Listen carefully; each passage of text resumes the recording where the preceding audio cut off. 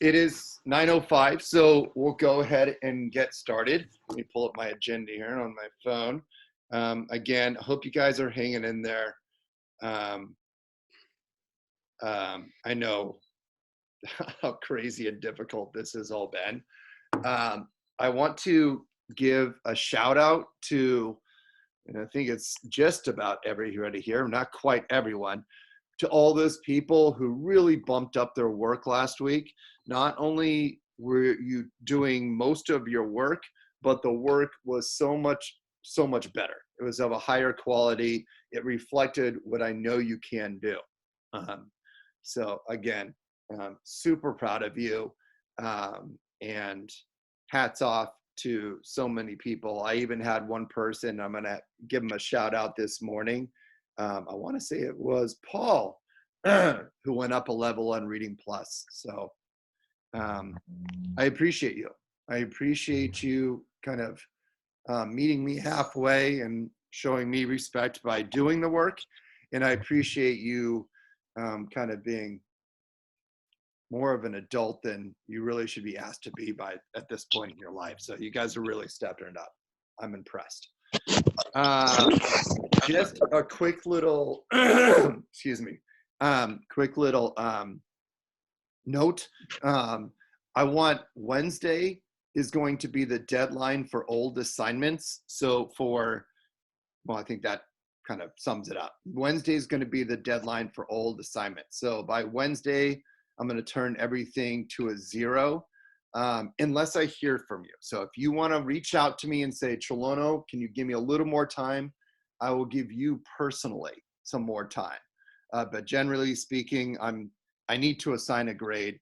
I've kind of waited long enough. I've probably been, frankly, a little bit too nice about it.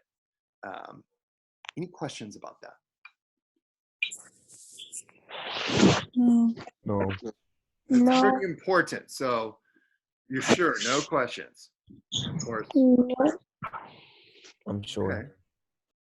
Positive. Okay, so please, once again, if you need help, reach out to me either via email or text, Parent Square, whatever you need to do, and talk to me. We'll work something out, I promise. All right. Today, we are going to jump into one of the most famous horror stories of all time. It is called The Lottery. Cholono still owes me popcorn. All right, don't hold your breath. It is called The Lottery by Shirley Jackson. I think if you haven't read it already, maybe perhaps some of you have. I know my daughter read it in 7th grade. There's a really good chance you'll be reading it in high school. It's a story that most teachers utilize at some point. So I'm going to start us off today with a video. So I'm going to try a little techie thing, share my screen. Look, I'm actually doing it correctly. So I'm going to go here. Congratulations. I know, look at this. It's all happening for me. Oh, there we go. So I'm going to play this video first that kind of introduces us to both Shirley Jackson and actually gives us a little snippet about the lottery as well. Here we go. Who was Stephen King before Stephen King? Horror writer Shirley Jackson.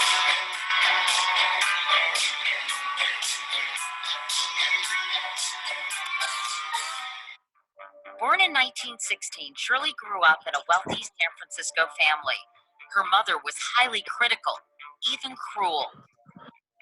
Look at that. Look what her mom said right there. She told Jackson that she was the product of a failed abortion and harangued her constantly about her bad hair and her weight.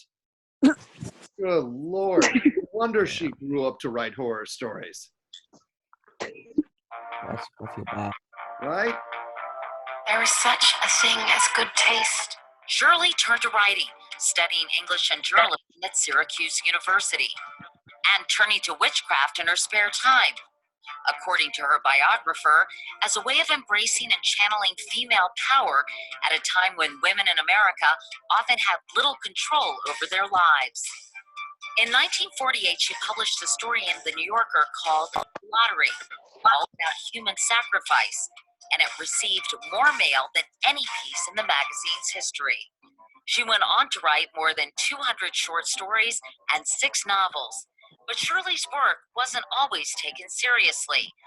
One critic famously dismissed her as Virginia Werewolf. But that was then, this is now. Today, The Lottery is required reading in many high schools. The Haunting of Hill House, which Stephen King called That's one the of one. the only great supernatural novels of the 20th century, is a big hit on Netflix. And Elizabeth Moss is playing Shirley in an upcoming biopic. In fact, Shirley is now heralded as an early feminist. Was kind of a feminist leader before anyone wanted to talk about that, and she would never have liked that terminology. Shirley Jackson finally getting her due for scaring the living daylights out of people nearly 60 years after her. Nice. So there's a little introduction to our author, and even a little introduction to our story today. Again, the movie that they were talking about on Netflix is The Haunting of Hill House. Recommended. It's fantastic. Definitely something you may want to ask your parents if you can watch. There's some adult content. All right. There you go. I'm sure you'll ask your parents. I'm usually required to say that. All right. So let's jump into it. So here's my account. I see my assignment. My assignment is The Lottery. I'm going to begin assessment. And I have a little introduction here. It says Shirley Jackson, 1916 to 1965, was an American writer whose writing was popular during her life and continues to be studied by literary critics today. In Jackson's most well-known short story, The Lottery, a town participates in an annual ritual. Comment upon unclear words, events, character inference, literary elements, devices, text-to-text connections, connections, and the 5 W's, who, what, when, where, why. Underline, repetition, foreshadowing. You guys know the drill. You're outstanding at this. So I'm going to click got it. And I just want to show you guys a couple things, and this is mainly for some of our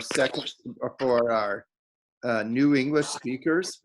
2 things. Actually, this is a little bit for everyone. There's a translation button where you can translate this whole story into Spanish.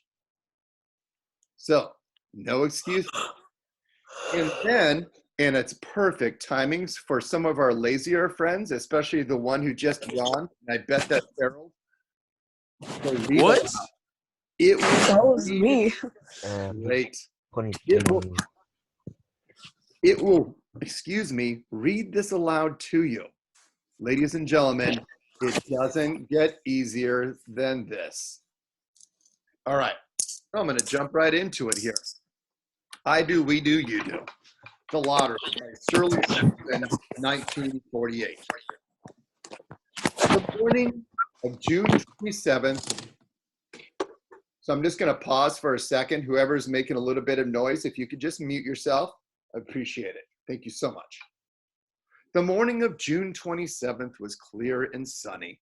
With the fresh warmth of a full summer day, the flowers were blossoming profusely, and the grass was richly green.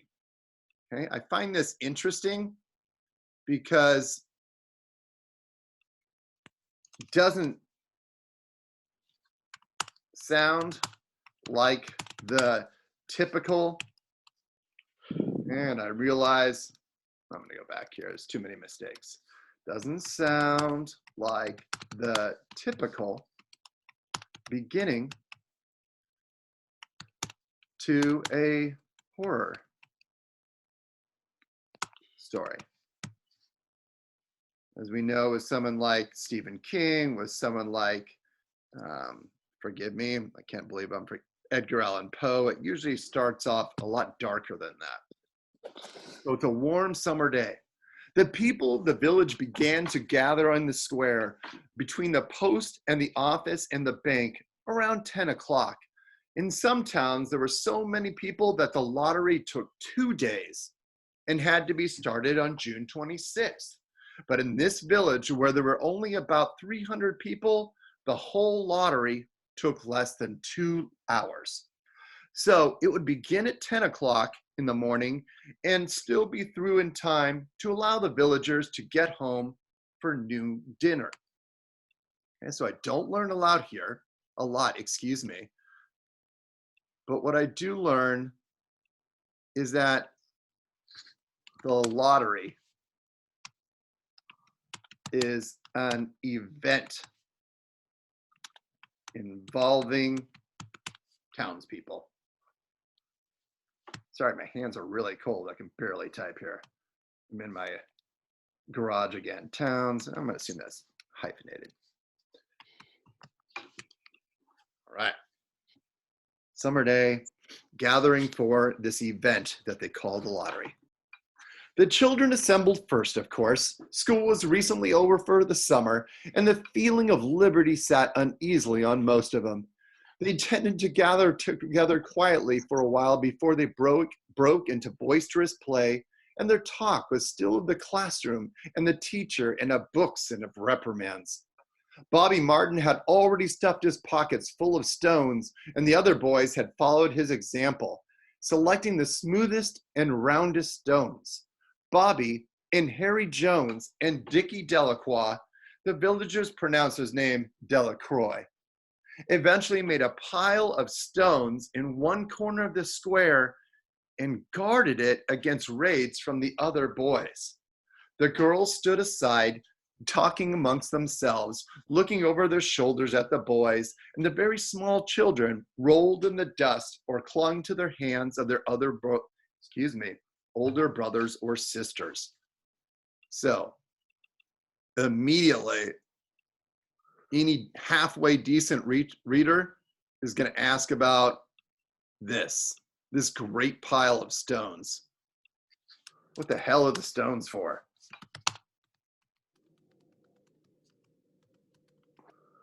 Someone get them away from the boys, for God's sake. Soon, the older men began to gather, surveying their own children, speaking of planting and rain, tractors and taxes. They stood together away from the pile of stones in the corner, and their jokes were quiet, and they smiled rather than laughed. The women were wearing faded house dresses and sweaters and came shortly after their menfolk.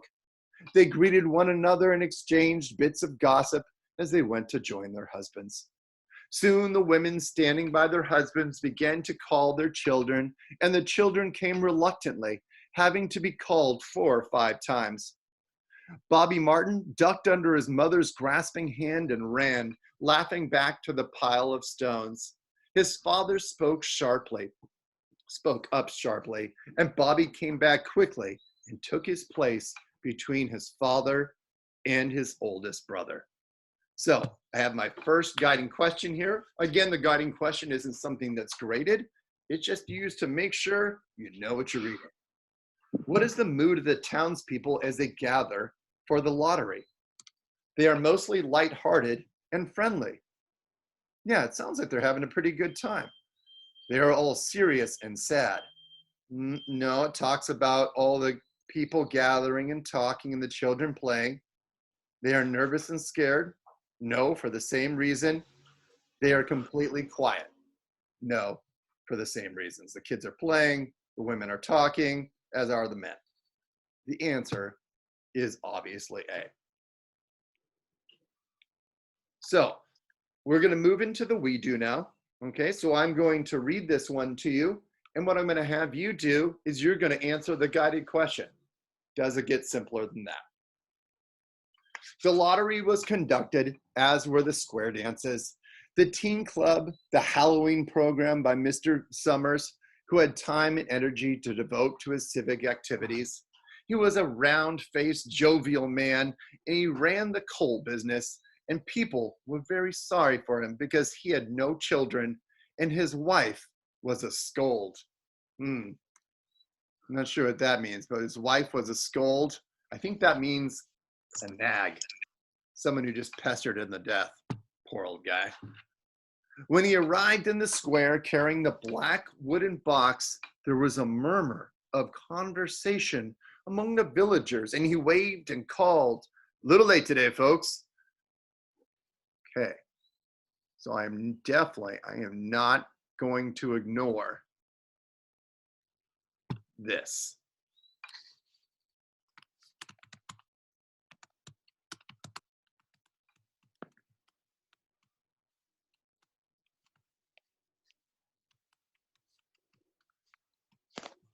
Whoops.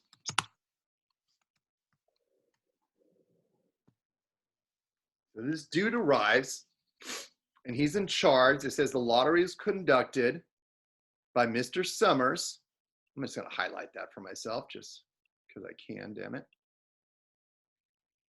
And he's carrying a black box. Little late today, folks. The postmaster, Mr. Graves, followed him carrying a three-legged stool, and the stool was put down in the center of the square, and Mr. Summers set the black box down on it.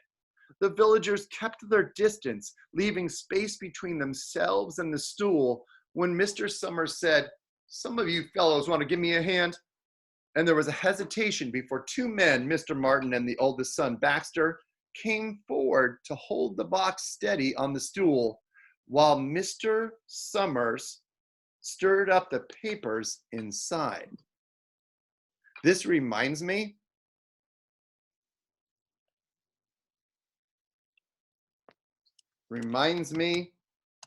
of because then I just watched the NFL lottery. Sports lottery. Are their names inside? That's my question. The original paraphernalia for the lottery had been lost long ago, and the black box now, I'm thinking, resting on the stool, had been put there into use even before Old Man Warner, the oldest man in town, was born. Okay, so we learned something here. Guys, and now I want a little bit help here. What do we learn about the lottery with this statement? What can you infer? What is it that I can infer? I could enter the square single. So let me ask you guys a question, and I appreciate you thinking. Is this the first? It's a very old tradition. There you go. Okay. This is an old tradition. Tradition. Okay. And we know that because of phrases like long ago, and this had been used even before the oldest man in town was born. So really, we're talking potentially hundreds of years here. Mr. Summers spoke frequently to the villagers about making a new box, but no one liked to upset even as much tradition as was represented by the black box. There was a story that the present box had been made with some pieces of the box that had preceded it, the one that had been constructed when the first people settled down to make a village here. Every year after the lottery, Mr. Summer began talking again about a new box, but every year the subject was allowed to fade off without anything being done. The black box grew shabbier every year. By now, it was no longer completely black, but splintered badly along one side to show the original wood color, and in some places, faded or stained. Okay, so I want you guys to take a moment, and I want you to look at these questions. And I'm going to call on somebody who hasn't spoken yet to answer this question. So take a moment for yourselves to look at it. I think it's very straightforward.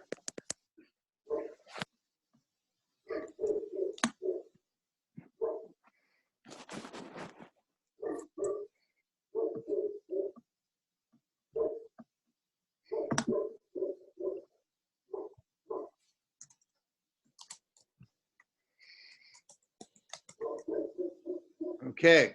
So, Cassandra, can you tell me? Cassandra, are you with me? I can't hear you. You may be on mute.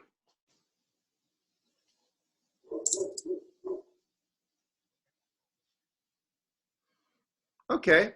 How about Jose? You with me? Yes. Okay. So it says, how do the townspeople view the lottery box? What is the answer? I think it's C. It is what? C.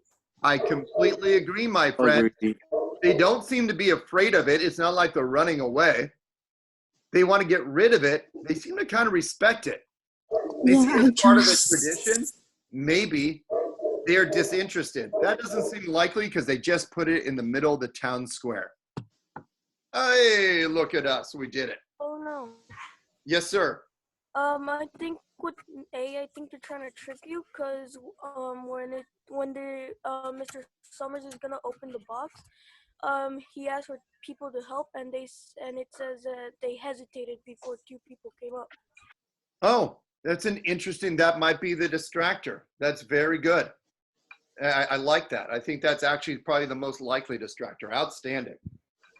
Good job, Quack. Yeah. You know what? So I was going to release you now. Would you guys like me to read one more section to you? Yeah. Okay, you got it. Mr. Martin and his oldest son, Baxter, held the black box securely on the stool till Mr. Summers had stirred the papers thoroughly with his hand, because so much of the ritual had been forgotten or discarded. Mr. Summers had been successful in having slips of paper substituted for the chips of wood that had been used for generations. Chips of wood, Mr. Summers had argued, had all been very well when the village was tiny, but now that the population was more than 300 and likely to keep growing, it was necessary to use something that would fit more easily into the black box. So I don't know, and maybe I should write this. Whatever, ever is written on the slips of paper used to be written on wood. And again, I think that underscores just how long this tradition has been going on since the times when they wrote on wood. The night before the lottery, Mr. Summers and Mr. Graves made up the slips of paper and put them in the box, and was taken to the safe of Mr. Summers' coal company and locked up until Mr. Summers was ready to take it to the square the next morning. Okay? I hate to over-annotate, but I do want to make note of this. So the idea that it has to be locked up, what effect does that have on the reader, guys? You got it. You got it. Is that you, Alexa? Yeah. Alexa, you're so wicked smart. If I can convince you of that, you're going to take over the world. Okay? This adds to the suspense. Beautiful. Of the story. Adds tension. What the heck is in this box? What is it for? The rest of the year, the box was put away. Sometimes one place, sometimes another. It had spent 1 year in Mr. Graves's barn and another year underfoot in the post office. And sometimes it was set on a shelf in Martin Grocery and left there. So obviously this box is only important one time a year. There was a great deal of fussing to be done before Mr. Summers declared the lottery open. There were lists to make up, heads of family, heads of households in each family, members of each household in each family. There was the proper swearing in of Mr. So this reinforces my guess that there are names on it. And maybe it's the names of the townspeople. Is that one word? I would doubt it. Oh, maybe. Excuse me. There was the proper swearing in of Mr. Summers by the postmaster as the official of the lottery. At one time, some people remembered there had been a recital of some sort performed by the official of the lottery, perfunctory, tuneless chant that had been rattled off duly each year. Tuneless chants are always creepy.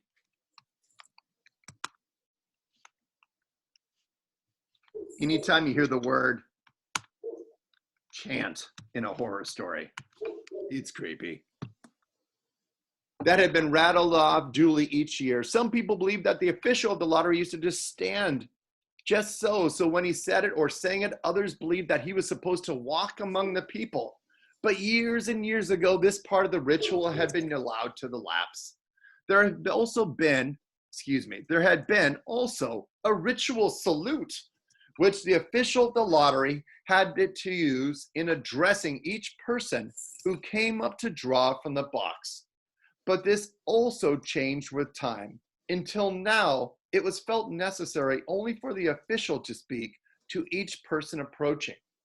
Mr. Summers was very good at this. In his clean white shirt and blue jeans, with one hand resting carelessly on the black box, he seemed very proper and important as he talked interminably to Mr. Graves and the Martins. All right, next guiding question. The rituals of the lottery, so you see that ellipses there, that means it's kind of a fill in the blank question. I want you guys to take a look at this, and then I'm going to call on one of you to answer it who hasn't spoken.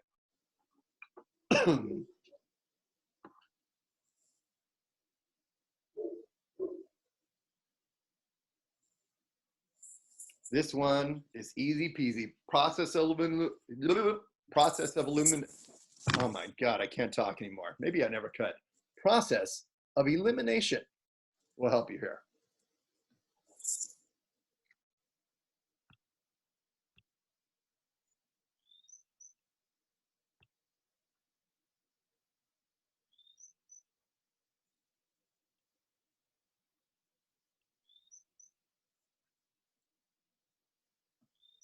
Okay, so who would like to answer this one? Someone who hasn't spoken, please.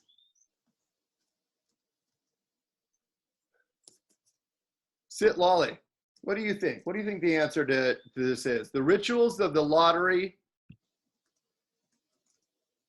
Can you fill in that blank for me?